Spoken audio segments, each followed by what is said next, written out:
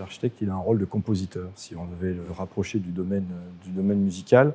C'est-à-dire qu'il compose au sens où il crée, comme un compositeur qui écrit une musique, mais il compose aussi avec les différents acteurs, au sens de il négocie. Donc, pas simplement la négociation sur le plan financier, mais la négociation qui vise à chercher un accord, que ce soit aussi pour veiller à ce que les idées aillent jusqu'à leur terme. Une des spécificités de notre agence, en effet, c'est qu'on travaille à la fois à la création de constructions résolument contemporaines et à la fois à la restauration de patrimoine souvent remarquable, ancien. Ce qui nous intéresse, c'est pas tant le débat des anciens et des modernes en opposant ce qui relève du passé et ce qui relèverait du futur. Ce qui nous intéresse, c'est plutôt le futur du patrimoine. C'est-à-dire comment on peut penser l'avenir du patrimoine qui est arrivé jusqu'à nous.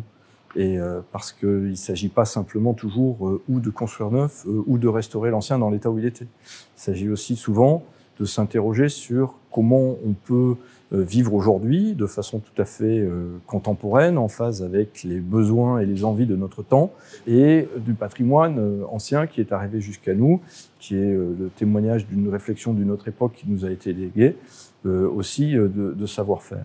Donc c'est surtout de ne pas catégoriser et de se dire il y a l'architecture qui relève du patrimoine et on la restaure et on est dans le domaine de l'ancien, et puis il y a des gens qui sont modernes et qui s'interrogent dans une réflexion contemporaine à quels sont les besoins de demain. Je pense que c'est surtout ça. Une des spécificités des projets de rénovation et de restauration, c'est que la première démarche, c'est une démarche analytique. C'est-à-dire qu'on essaye de comprendre ce qui arrive jusqu'à nous. Comprendre quelles étaient les idées qui sous-tendaient ça, comprendre le sens. Et une fois qu'on a compris ça, on se demande ce qu'il importe de restaurer là-dedans. Parce que dans les questions de restauration, il y a toujours qu'est-ce qu'on restaure et dans quel état on restaure et à quel stade on restaure. Comment se sont superposées les couches qui sont arrivées jusqu'à nous et comment on peut retrouver un ensemble cohérent si on est dans une logique de restauration, c'est-à-dire qu'est-ce qu'on cherche à restaurer, ou si on est dans une logique de réhabilitation, c'est-à-dire qu'il y a un changement d'affectation, c'est-à-dire qu'est-ce qui a du sens dans l'histoire du bâtiment, ou quel sens on peut retrouver ou exploiter par rapport à ce qu'on cherche à faire. Construire, c'est assembler.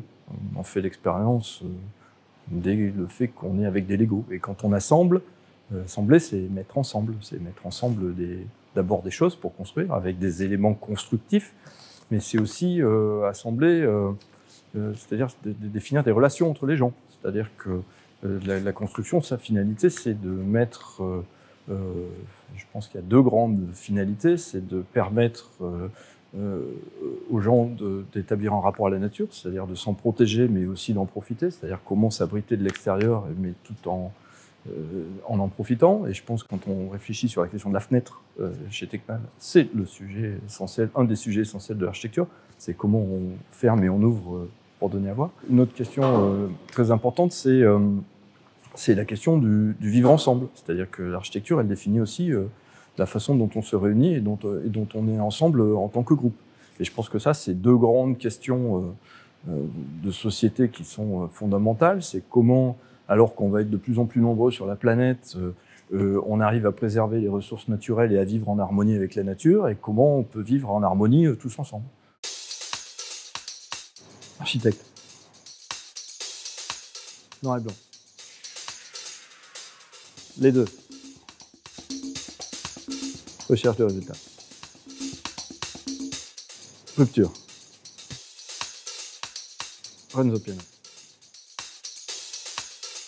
New York. Les deux. Les deux.